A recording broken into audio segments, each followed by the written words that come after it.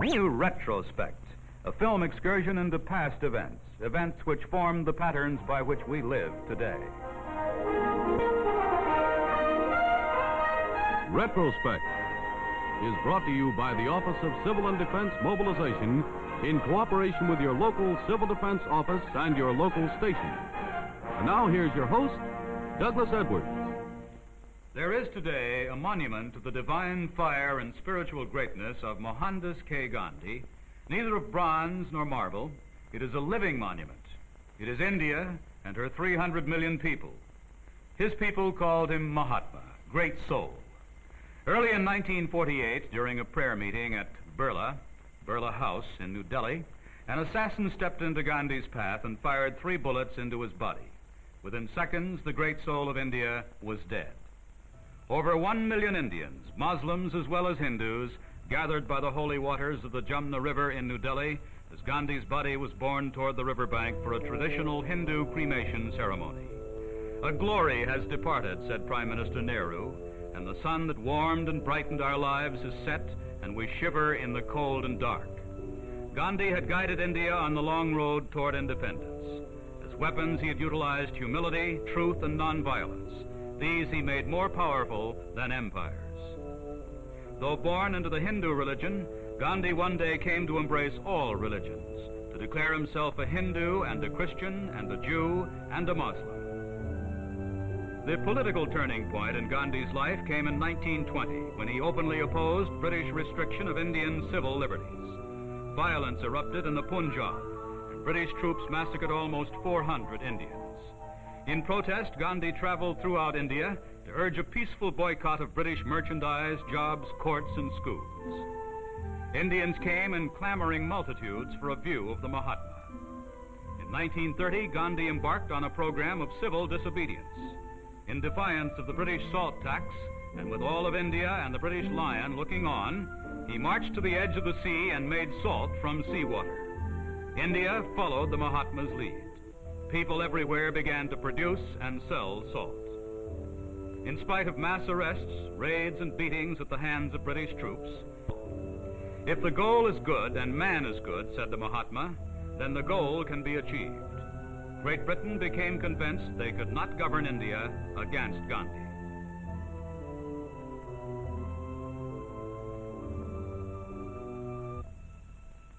In August of 1931, Gandhi sailed for London as India's representative at the Second Roundtable Conference. If his people looked upon him as a saint who sometimes acted like a politician, the British took quite the opposite view. They were sure he was a politician who sometimes acted like a saint. Winston Churchill referred to him as a half-naked faker. But saint or politician, Gandhi's civil disobedience, climaxed by the Salt March, had proved to be the turning point in India's colonial history. He had made inevitable the day that India would be independent. By 1944, the day of independence was only 3 years away, but a new and potentially dangerous crisis faced Indian leaders. Led by Muhammad Ali Jinnah, the minority Muslim League had started a movement for partition of India into 2 states. Gandhi held several meetings with Jinnah, but could not dissuade the Muslim leader from his chosen course. On the long-awaited day of independence, Gandhi reluctantly consented to the partition of his beloved India. But partition did not bring an end to the seething hatred between religious groups. For over a year, Calcutta had been the scene of fratricidal murder. Gandhi set out again to preach the doctrine of nonviolence. Unable to reach the people with his words, he decided to fast in order to reach the conscience of India. In 73 hours, the warring Muslims and Hindus, afraid their Mahatma might die, agreed to refrain from further violence. Mohandas Gandhi was India's great emancipator, but his teachings have transcended India's borders and spread throughout the world. Truly one of the great spirits of the 20th century. Well, let's turn from the past for a moment and talk about today. The job of building an effective civil defense is a challenge to all Americans. In case of nuclear attack, the threat of radioactive fallout would place the farm areas as well as the cities on the front lines. Another war would place a tremendous responsibility on the nation's farmers. To meet this challenge, they must be prepared.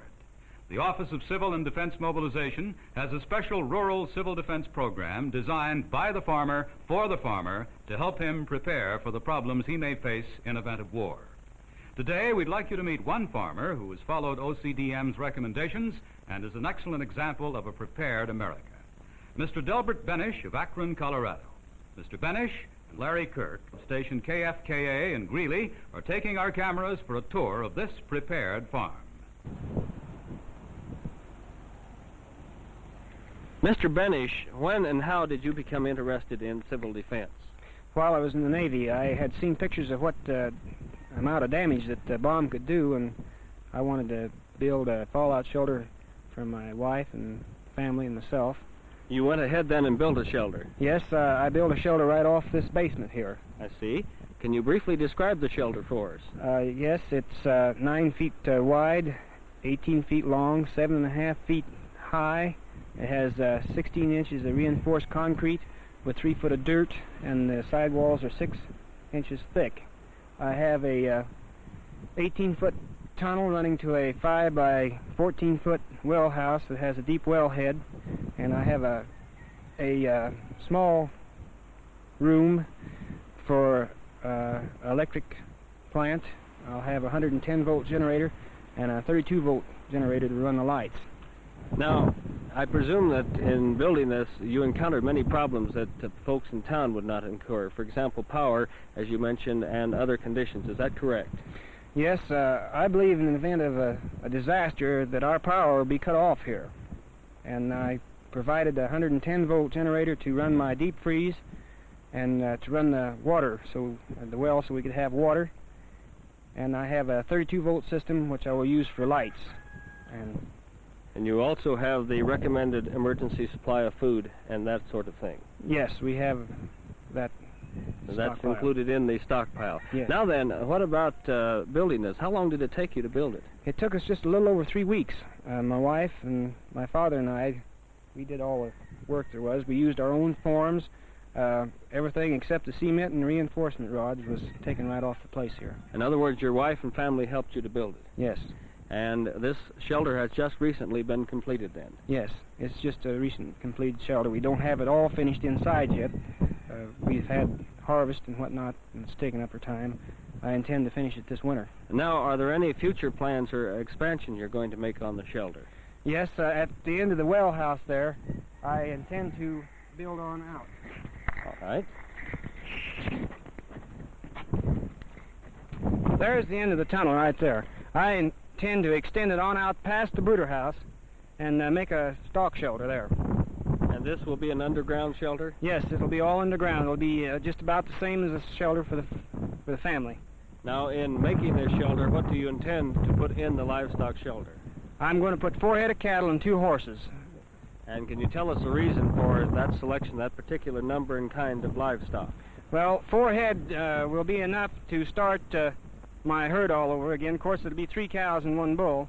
And the 2 horses will be for odd ends of farming and to ride around in order to get someplace. I don't believe there'll be much gas around. You feel there would be a shortage of gasoline. One final question, and that is, do you sleep better at night for knowing that you have this shelter for you, your wife, and 3 children? Yes, I do. It takes a load off of my mind. It makes me feel a lot easier. There's no... I won't have to worry. I'm ready. If anything does happen, then that's the way I want to be. Like Mr. Benish, farmers all over the country are taking an active interest in preparing their farms and families for survival. Farm programs of action and information are currently being conducted throughout the country. Through these programs, farmers will be given clear and concise information that will help them protect their homes and strengthen national defense. Many people think of Hollywood as a place where when someone yells, "Lights, camera, action," a throng of actors converge on a set to spend an afternoon making a movie. Admittedly, there are movies which give that impression, but that is a story in itself. For all the milk and honey of its make-believe, Hollywood, indeed all of the entertainment world, is seldom given credit for its tremendous contributions during a national crisis. During the First World War, the three biggest names in pictures, Mary Pickford, Douglas Fairbanks, and Charlie Chaplin, went on a nationwide tour on behalf of the war effort. They sold millions of dollars worth of Liberty bonds and were the first celebrities to barnstorm for the government.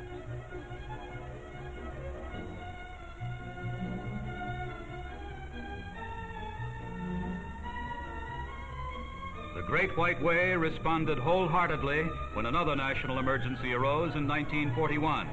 Celebrities from all over the entertainment world contributed to the war effort, each in their own way. Some went into uniform, like Tyrone Power.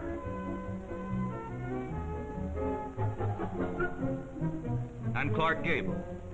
From Broadway to Hollywood, the entertainment world chipped in for the morale-building job during the long war years. For the servicemen on their way to the fighting front, and for those returning, stage door canteens were opened and staffed by a who's who of show business.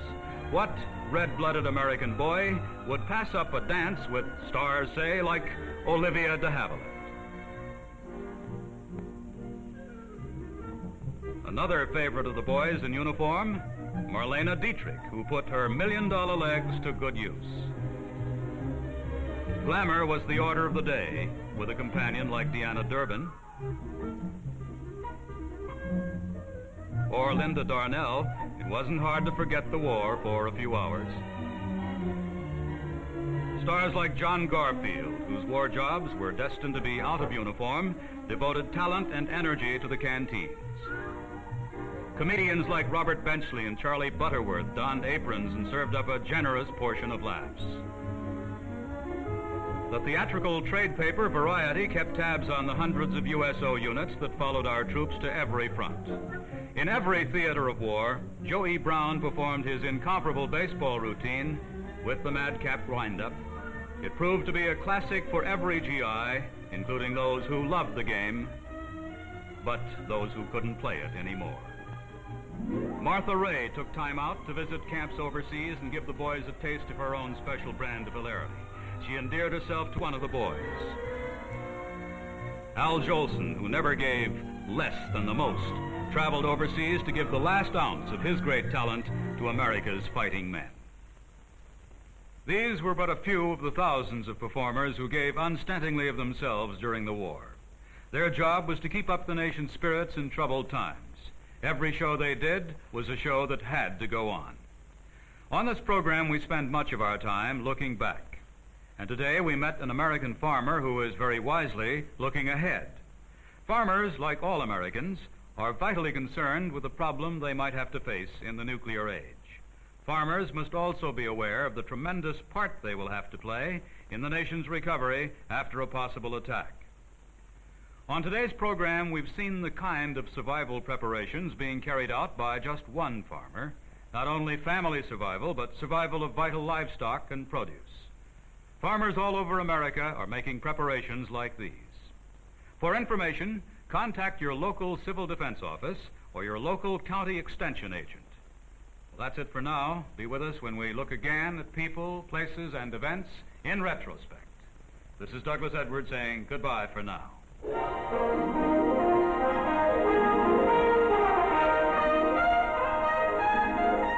Retrospect, starring Douglas Edwards, was brought to you by the Office of Civil and Defense Mobilization in cooperation with your local Civil Defense Office and your local station. Survival in the nuclear age is a personal responsibility, touching every American family. Make sure you take part. Learn the facts about civil defense preparedness. Start your home preparedness program today. The prepared family builds a prepared nation. Civil defense is an American tradition.